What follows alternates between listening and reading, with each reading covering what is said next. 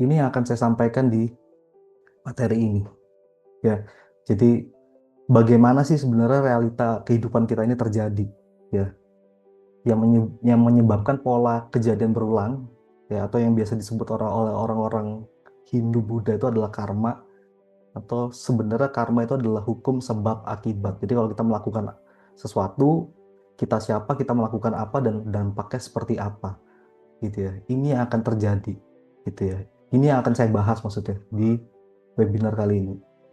Jadi gini, pertama ya, yang menyebabkan semua realita kehidupan kita ini terjadi di kehidupan kita itu awalnya sebenarnya adalah identitas kita atau being kita, siapa kita, gitu ya. Kita memaknai diri kita ini siapa sebenarnya, gitu ya. Masalahnya banyak orang tuh salah memaknai atau melabeli diri sendiri sebagai apa, gitu.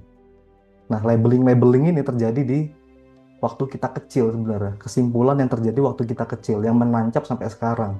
Misalkan labeling kita adalah orang yang merasa tidak layak gitu ya, orang yang tidak layak, apapun itu, merasa tidak layak atas apapun itu. Nah, eh, maka kita akan menciptakan realita yang juga tidak layak untuk mendapatkan apapun yang kita inginkan. Gitu. Jadi itu identitas adalah faktor yang paling penting di dalam kehidupan kita. Ketika kita tidak sadar, maka kita salah tuh memilih identitas. Gitu. Nah, dari identitas itu muncullah kepercayaan atau core belief. Ya, core belief ini berbeda ya sama pemikiran ya. Jadi core belief ini adalah sistem kepercayaan kita, sistem kepercayaan terkait realita di kehidupan kita.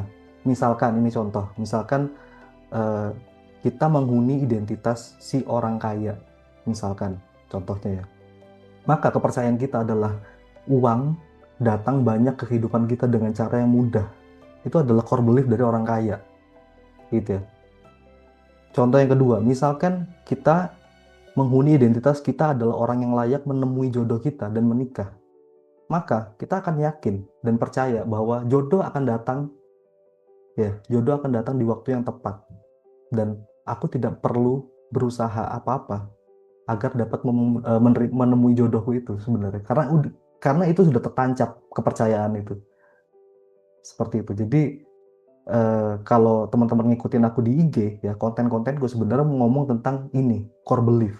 Tapi masalahnya banyak orang tuh yang core beliefnya keliru, makanya banyak yang kontra gitu ya. Aku sering bilang kalau jodoh itu nggak perlu dicari, jodoh itu akan datang sendiri ketika kita siap, karena Allah itu pasti udah jamin jodoh kita itu, karena manusia dan alam semesta semua ini diciptakan berpasang-pasangan. Nah itu ranahnya kepercayaan. Nah kepercayaan ini ya bisa muncul kalau kita punya identitas yang benar, ya, yang sesuai. Jadi kalau kepercayaannya salah, kita tidak layak menemui jodoh, maka kepercayaan kita juga akan mengikuti seperti itu. Selanjutnya, kepercayaan itu akan mempengaruhi apa? Emosi kita, emosi kita. Jadi kepercayaan, sistem kepercayaan yang salah, maka itu akan sangat mempengaruhi apa namanya, emosi kita. Jadi misalkan contoh, kita ini kan melihat eh, kehidupan, semua itu kan diciptakan berpasang-pasangan sehingga kita punya keinginan atau pemikiran bahwa aku harus menikah, gitu kan.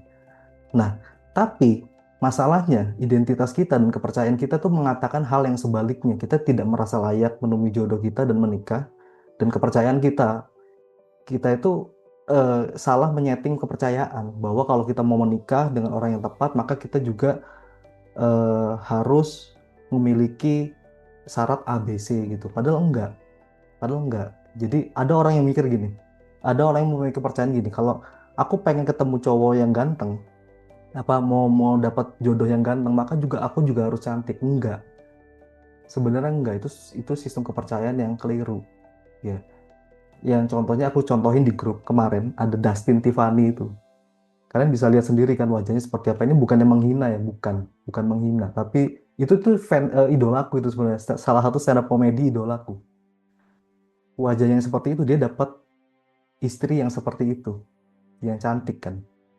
Nah, ini sistem-sistem kepercayaan ini yang harus kita mulai sadari, gitu ya. Nah, ketika sistem kepercayaan salah, maka emosinya juga pasti akan salah.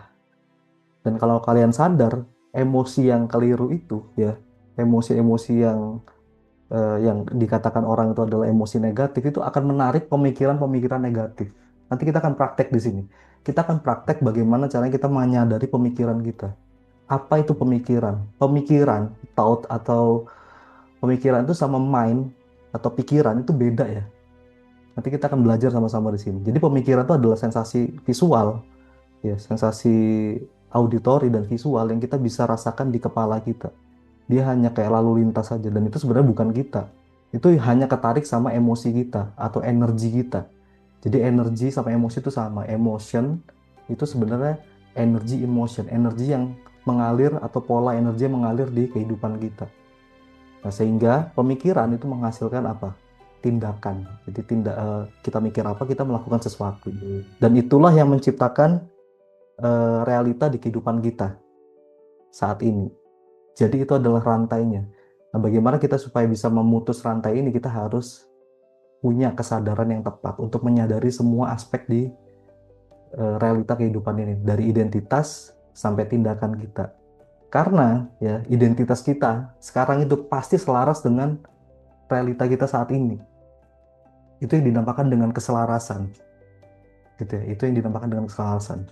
Jadi ketika kita punya kualitas identitas yang baik, yang tepat gitu ya, maka realita akan mengikuti sendiri. Karena itu akan mempengaruhi kepercayaan kita, emosi kita, pemikiran kita, sampai tindakan kita. Pemilihan atas keputusan yang akan kita ambil untuk kita lakukan, itu pasti akan mempengaruhi itu semua. Oke, sudah. Harusnya dalam 1 menit atau maksimal 2 menit lah.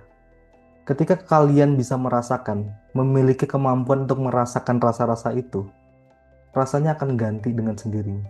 Sekarang aku tanya, gimana rasanya sekarang? Tulis di kolom komentar. Plong, oke, nice. Apalagi? Mbak Dia sudah praktek soalnya. Gampang, lega, wis, oke, nice.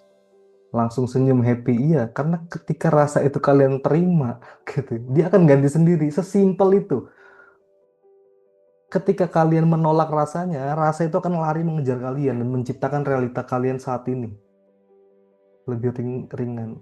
Kesepian, takut, silent treatment, emosi, pendapat orang tidak dihargai, sekarang mungkin lebih siap menghadapi. Oke, nice. Itu adalah satu proses transformasi dari spektrum rasa.